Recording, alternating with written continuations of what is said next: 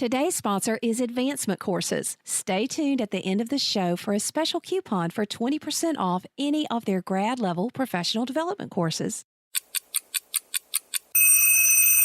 Episode 299, Building a Classroom Community by Having Parent Parties. The 10-Minute Teacher Podcast with Vicki Davis. Every weekday, you'll learn powerful, practical ways to be a more remarkable teacher today. Today, we're talking with Dr. Tisha Shipley from Ashford University about building family relationships and having parent parties. So, Tisha, what is the secret for building effective family relationships with your classroom? I would say that the secret to building effective relationships is to start before you even meet them. So I liked to send out a postcard. We know that snail mail is starting to become extinct, but today I would still send out a postcard welcoming that family to my classroom. The next thing I would do is make a phone call home. I think both of these are two things that you can do before you even meet them to show that you care, to show that you want to build that relationship, and to show that you back what they believe and that you care about their child. So we want to connect before. What happens when a student starts in the middle of the year? How do we build that relationship? We don't really have the opportunity to kind of, set the stage before they walk in the classroom. Most definitely, and this happens all of the time. So my favorite thing to do was to invite the family the day that the child got there, to invite the family as soon as they could come in to have a night with me after school so that I could show them around the classroom, so that I could introduce them to the principal, and so that they could get to know me. It doesn't matter if it's the first day of school or if it's after Christmas. I still want to begin building that relationship, because when you have that relationship at home with your families, they're going to support everything that you do in your classroom, and they're going to give you ideas because they know their child best. So you're really talking younger grades here, though, right? What grades? Most definitely. My expertise is pre-K to third grade, but I think that you can do this all the way through high school. You just have to implement it differently. You have to think outside the box. How can you get your families involved to where they care and know that you care about their child just like they do? Now, so many teachers feel overworked and they're like, oh my goodness, Tisha, you're just adding something else to my list. How am I going to have time to do this? What's your advice? Well, building a classroom community should start from day one, and it's something that you're teaching right along with your curriculum. So it shouldn't be anything added, because a classroom community is differentiating for each child, just like we do anyway, and making sure that they know the rules and the transitions and the expectations and the policies and the procedures. And once you teach all of these things, then your curriculum happens automatically and everything runs smooth like a well-oiled machine. And if you have a substitute teacher, they come in and your classroom community is already built. So you really don't have to do anything extra. It's that differentiation and building that community of learners that's engaged all the time. Okay, so Tisha, let's say a teacher's listening to this. It's kind of the middle of the school year and it's a disaster. It's not going like it needs to. What do you do? Can you reboot? Yes, I think that you definitely do. I think you do this every single day. We all know that we've been walking down the hall and our procedures have been broken. I like to stop. We turn around and we start over. You have to do this every single day. After Christmas, you have to reteach your procedures. I think right now is a great time to start parent parties. That is a break off on your classroom community. So parent parties can be started anytime. I love to start them the first day, but why not start them right now? To teach them about your classroom community, to teach them how you are supporting their students. Why are we teaching these procedures? Why are we doing these transitions? What can you do at home to help us? And so, yes, I think you start tomorrow. If you're listening to this podcast right now, start tomorrow. Start that classroom community of learners. Go in, start from day one and teach your procedures again, teach your transitions again.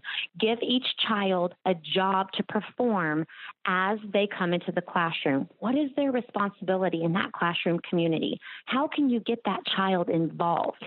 And then that parent party is just another aspect to get the family involved into your classroom community. So how would you define a parent party? Was that when you're bringing in a parent, two parents or however many parents just at night, or how does that work? Yes, a parent party. I like to, again, start from the first day, but you can start it right now. You have a parent party once per month. The parents know the agenda. It has to be very organized. It has to be efficient. You always provide a snack of some sort, music, and fun. So when I say that, you bring the family in, you have a relationship building time where everybody talks, because it's not just you, the teacher, building that relationship with the families. Each family member needs to build relationship with the other families in the classroom. That's how you start beginning to build that community of learners and that community outside that then transcends into your classroom. So at your classroom community party, it's just parents. If you have to have somebody that's in another classroom playing games with students, showing a movie, that's completely fine. But you have a strict agenda and you stick to it. So one month you may have a guest speaker like a dentist that's in the community. And a dentist comes in and visits with your family and maybe gives a checkup to everybody. Or you send home family bags with healthy recipes and you send home a meal with hamburger and different ingredients that go into it. So they're always leaving with something too. And I like to do door prizes. And so those are some things that you can do. You also could teach a math concept. So one-to-one correspondence. I noticed when I was teaching, some of my parents didn't know what that vocabulary was. They didn't have that background. So I brought them in and taught them a simple thing like one-to-one correspondence. How do you teach your child at home? What are we learning? What are we learning to write in school this week? Those are some things that you would do at your parent parties. I almost had 100% participation in these because when they come, it's 1 hour long. They know they're going to eat. They know there's going to be relationship building. There might be a guest speaker. There's going to be a skill or concept taught that they need to be doing at home, and they really enjoy it. For the parents who can't come to those, I always videoed them and put them on my YouTube channel so that they could watch them later, because you are going to have parents that have prior obligations or jobs that they have to go to, but you need to provide a way for them to watch that. So, Tisha, what kind of feedback did you get from parents? What did they say that they liked or didn't like about these? Well, obviously, time is a huge thing. And so I tried to make it at about 8 o'clock in the evening so they could go home and make sure that their family was fed and try to have somebody there with their child. If not, they could bring them. They just were in the other room, another room playing games or something with another teacher. I had my teacher's aide was in there. Or I had a teacher come in and volunteer. So that was a big thing, was always the time. So I tried to make it a time that they could all be there. Things that they loved were my guest speakers. I brought in resources from the community that I thought would really help them. Eye doctors, human resources, places that they could get education, the dentist, veterinarians. It depended. And, I always sent out a newsletter, and I have social media also. And I asked them, what are some things you want to see at parent parties? I think that parent feedback is important, because if they get to, like in your classroom community, give an idea, if you are doing that at your parent party, they're going to want to come because they're interested in the topic. So I think that's very important. And they did like when I did that. We have a fantastic idea for having parent parties and building those classroom communities. And remember this, you can start anytime you need to. We can reboot any day that we choose. If we wake up one day and realize our classroom is not what we want it to be, we do not have to take this for the rest of the school year. We can reboot, we can restart. And if you're struggling with those parents, then perhaps a parent party might be a great idea, because, we're all on the same team and it's all about educating the kids.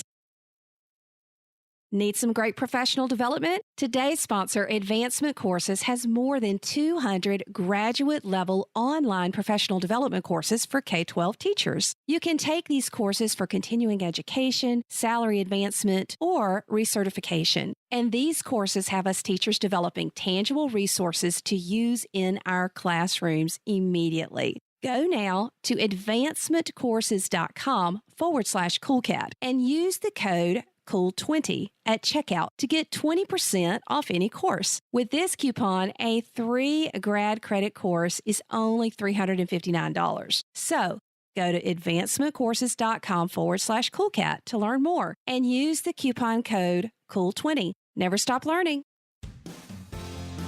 Thank you for listening to the 10-Minute Teacher Podcast. You can download the show notes and see the archive at coolcatteacher.com/podcast. Never stop learning.